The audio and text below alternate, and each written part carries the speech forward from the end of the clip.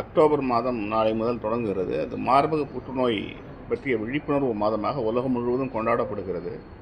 அதை ஒட்டி ராமகிருஷ்ணா மருத்துவமனையின் புற்றுநோய் சிகிச்சை மற்றும் ஆராய்ச்சி மையத்தினுடைய சார்பாக இந்த மாதம் முழுவதும் இன்ஸ்டாகிராம் ரீல்ஸ் அப்படின்னு சொல்லிட்டு விழிப்புணர்வு ஏற்படுத்தக்கூடிய மார்பக புற்றுநோய் எதனால் வருது, என்னென்ன பரிசோதனைகள் என்ன, ஆரம்ப நிலையில் கண்டுபிடிக்கிறது எப்படி, அதற்கான சிகிச்சை முறைகள் என்ன, அதுக்காக கவுன்சிலிங் என்ன அப்படிங்கிறத பற்றிய இன்ஸ்டாகிராம் வீடியோஸ் தமிழ் மற்றும் ஆங்கிலத்தில் டெய்லி இந்த மாதம் முழுவதும் ரிலீஸ் ஆகிற மாதிரி ஒரு ஸ்ரீஆர் இன்ஸ்டாகிராம் பேஜிலேருந்து டெய்லி ரிலீஸ் ஆகும்.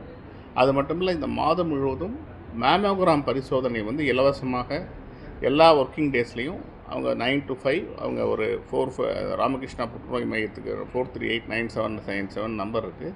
ஃபோன் பண்ணிவிட்டு அவங்க இது பண்ணிக்கலாம், இலவசமாக மேமோகிராம் பண்ணிக்கலாம், பரிசோதனை பண்ணிக்கலாம். இதை இன்ட்ரடியூஸ் பண்ணியிருக்கிறோம். இரண்டாவது, இன்றைக்கி மார்பக புற்றுநோய் பற்றி விழிப்புணர்வு ஏன் தேவை அப்படின்னா, நம்முடைய 2018 இந்தியாவில் இருக்கக்கூடிய மார்பக புற்றுநோயுடைய எண்ணிக்கை 1,68,000 இருந்தது. இன்றைக்கி 2023 அதே இது 2,22,000 இருக்குது. ஒரு ரேப்பிட் ரைஸ் ஆஃப் பிரஸ்ட் கேன்சர்னு சொல்லுவோம்.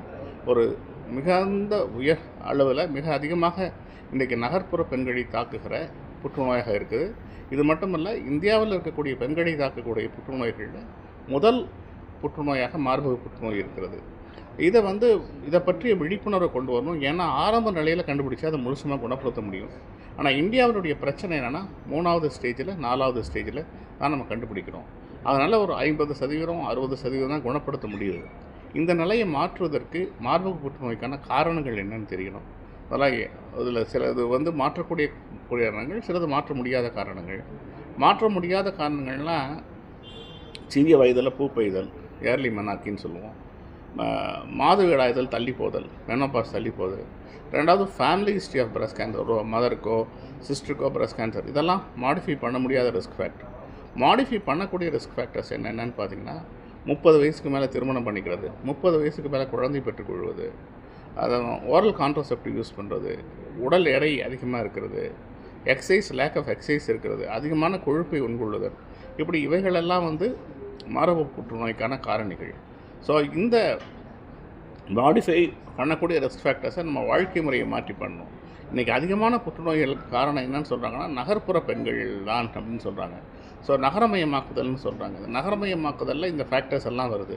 இதை மாடிஃபை பண்ணி நம்ம வாழ்க்கை முறையை மாற்றி உடற்பயிற்சி பண்ணி ஆல்கஹாலை தவிர்த்து மார்பக பரிசோதனை 40 வயசுக்கு மேலே இருந்ததுன்னா அவங்க ஆன்யுவலி ஒரு தடவை மேமோகிராம் பண்ணிக்கிறாங்க அப்படின்னாலே ஆரம்ப நிலையில் புற்றுநோயை கண்டுபிடிக்க முடியும். ஆரம்ப நிலையில் கண்டுபிடிச்சாதான் நம்ம முழுசுமாக குணப்படுத்த முடியும். இல்லை, மெயின் ரீசன் என்ன அப்படின்னா, பெண்களுக்கு என்ன பயம்னா, மார்பகத்தில் கட்டி இருந்து புற்றுநோயாக இருந்தால் மார்பகத்தை அகற்றிடுவாங்க, ஒரு டிஸ்ஃபிகர்மெண்ட் நினைக்கிறாங்க. ஆனால் இன்றைக்கி அப்படி இல்லை. ஆரம்ப நிலையில் மார்பகத்தை புற்றுநோயை கண்டுபிடிச்சாங்க அப்படின்னா வெறும் கட்டியை மற்றும் அகட்டி பிரஸ்ட் கன்சர்வேஷன் சர்ஜரின்னு அது மாதிரி பண்ண முடியும். ரெண்டாவது, இப்போ இந்த கீமோதெரப்பி தான் எல்லாத்துக்கும் கொடுக்கணும் அப்படின்னு நினைக்கிறாங்க. கீமோதெரப்பி எல்லாத்துக்கும் தேவையில்லை. சில பேருக்கு ஹார்மோன்ஸ் தெரப்பி இருக்குது, சில பேருக்கு டார்கெட்டட் தெரப்பி இருக்குது, சில பேருக்கு இம்யூனோதெரப்பி இருக்குது.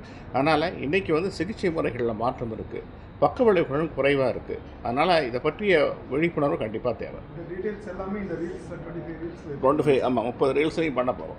எல்லா டாபிக்ஸும் கொடுத்துருக்கோம். நான் முன்னாடியே சொன்ன மாதிரி ஆரம்ப நிலையில் கண்டுபிடிக்கிறது எப்படி, சிம்டம்ஸ் என்ன, டயக்னோஸ் பண்ணுறது எப்படி, ஸ்க்ரீனிங் மெத்தட்ஸ்னால் என்ன பிரஸ்ட் செல்ஃப் எக்ஸாமினேஷன் எப்படி பண்ணுறது, ட்ரீட்மெண்ட் மொடாலிட்டிஸ் என்னென்ன, இப்படி எல்லாமே சொல்லியிருக்கோம்.